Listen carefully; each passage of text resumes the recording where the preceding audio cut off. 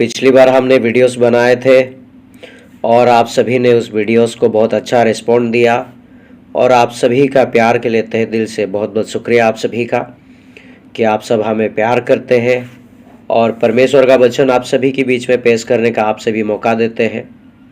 इसलिए बहुत बहुत धन्यवाद आप सभी का।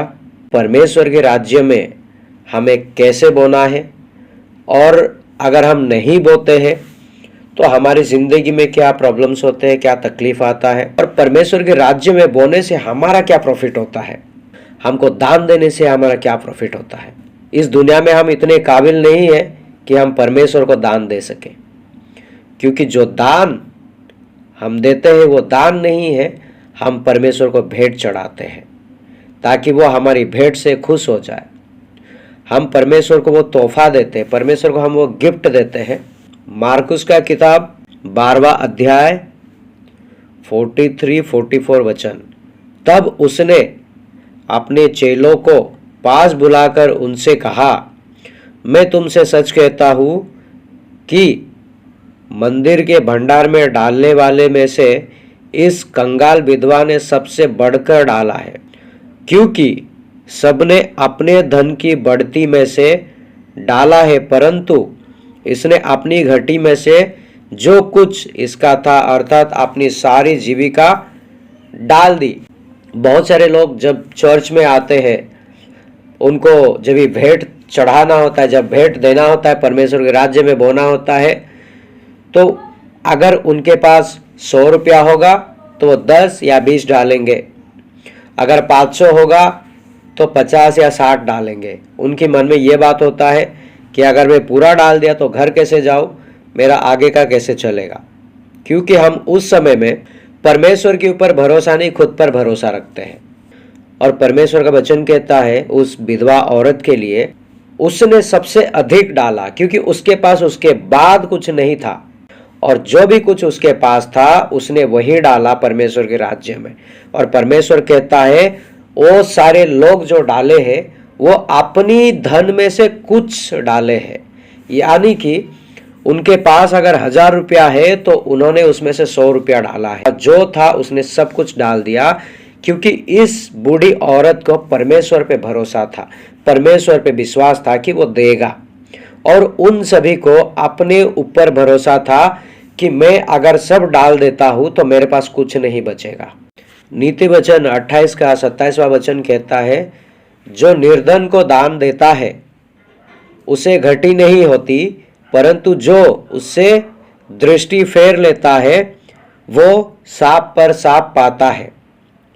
अगर हमें कहीं कोई गरीब दिखता है, कहीं कोई मांगने वाले जब दिख जाते हैं, हम ज़्यादा किसी को देते नहीं है, 50 रुपया 100 रुपया किसी को कोई देता नहीं है, ज़्यादा से ज़्यादा 5 या 10 रुपया या 20 रुपया देते हैं, उससे ज़्यादा कोई देता नहीं है। लेकिन उससे भी अगर हम मुंह फेर लेंगे तो हमें श्राप मिलेगा। और वचन कहता है जो निर्धन को दान देता है, यानी कि जिसको ज़रूरत है, जिसके पास पैसा नहीं है, जिसको मदद की ज़रूरत है, और अगर आप उसे दान देते हैं तो आपकी कभी घटी नहीं होती। और परमेश्वर आपकी जो कमाई है, परमेश्वर आपकी जो पॉकेट में पैसा है, परमेश्वर आपकी जेब में जो पैसा है, उसको परमेश्वर बढ़ाता है, किसी ना किसी ज़रिए से बढ़ाएगा। वो ऐसे बढ़ाएगा कि आपको किसी हॉस्पिटल जाने की ज़रूरत नहीं पड़ेगी, आपको किसी पुलिस स्टेशन के चक्कर या फिर कोर्ट का चक्कर लगाने की ज़रूरत नहीं पड़ेगी।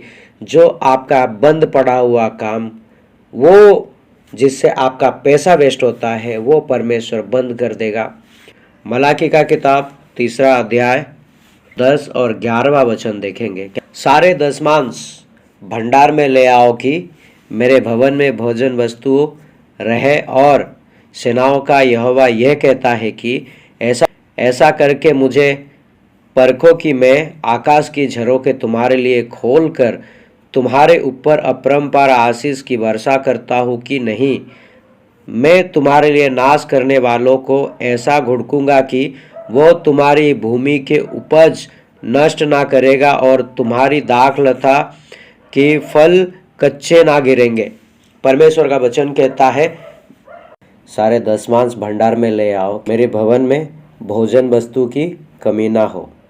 कहता है तुम मुझे देखकर परख के देखो कि मैं तुम्हारे लिए आकाश की झरोखे खोल कर बारिश करता हूँ।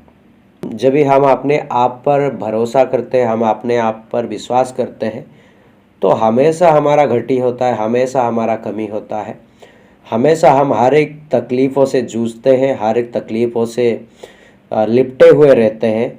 जब हम परमेश्वर पे विश्वास करते हैं, परमेश्वर पे भरोसा करते हैं, हम सोचते हैं इस महीना मेरा पगार आया है, इस महीना मेरा सैलरी आया है 15,000, तो उसमें से अगर मैं 1,500 दे दूंगा तो 1,500 मेरा उसमें दशमांश में चला जाएगा, तो मेरे पास क्या बचेगा।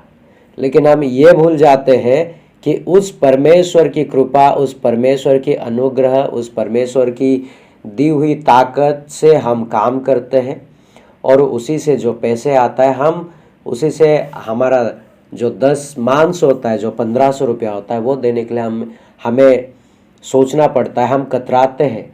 इसी वजह से कहीं ना कहीं उस 1,500 की वजह से हमें बहुत सारा खर्चा आ जाता है, हमारे काम काज ठीक से नहीं चलते।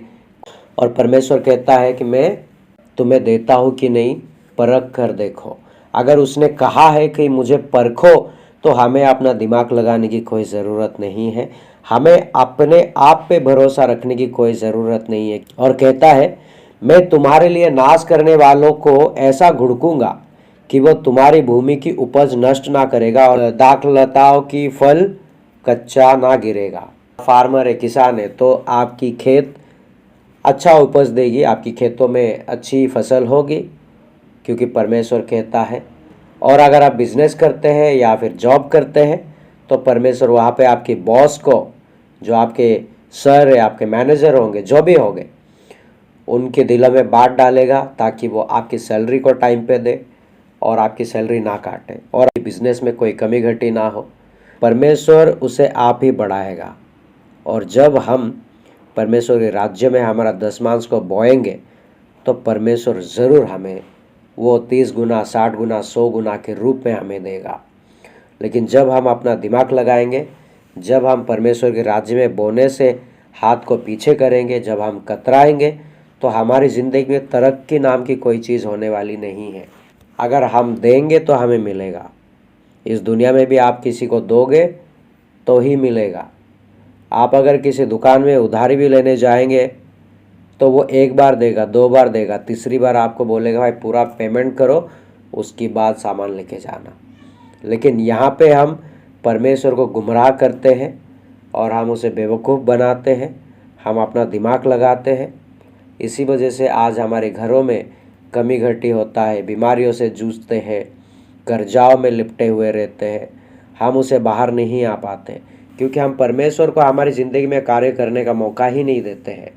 हम चाहते हैं कि, हम कहते हैं कि परमेश्वर आप थोड़ा रुक जाइए, मैं कर लेता हूँ। लेकिन जब हमारी ज़िंदगी में मैं कर लेता हूँ ये बात जब आता है, तो हमारी ज़िंदगी में हर एक चीज़ उल्टा पलटा होता है, हर एक चीज़ गलत होता है, हर एक चीज़ हमारा खराब होता है। इसलिए जो परमेश्वर का है वो हमें परमेश्वर को देना है। सिर्फ यहाँ पर पैसों की दशमांश हमें नहीं देनी है, हमारे वक्त का दशमांश हमें देना है, हमारा कमाई का दशमांश देना है। आप अगर फार्मर है, किसान है, तो आपके खेत की उपज की दशमांश आपको देनी है, क्योंकि परमेश्वर खुद ही कहा है तुम्हारे लिए मैं आकाश की झरोखे खोल दूंगा और आशीष की वर्षा करता हूँ कि नहीं, तुम मुझे परख कर देखो। जब उसने परखने की बात अगर कह दी, तो हमें परखने की ज़रूरत है। अगर वो परमिशन दिया है तो हमें करने की ज़रूरत है। और परमेश्वर आप सभी का मन बदले, आप अपनी अपनी चर्च में दान दशमांश दे, जिसको ज़रूरत है उसे मदद करें, ताकि आपका भंडार हमेशा भरा हुआ रहे। मैं धन्यवाद करता हूँ आप सभी का फिर से एक बार इस वीडियो के अंत तक बने रहने के लिए। प्रभु आप सभी को आशीष करें। जय मसीह, प्रेज द लॉर्ड।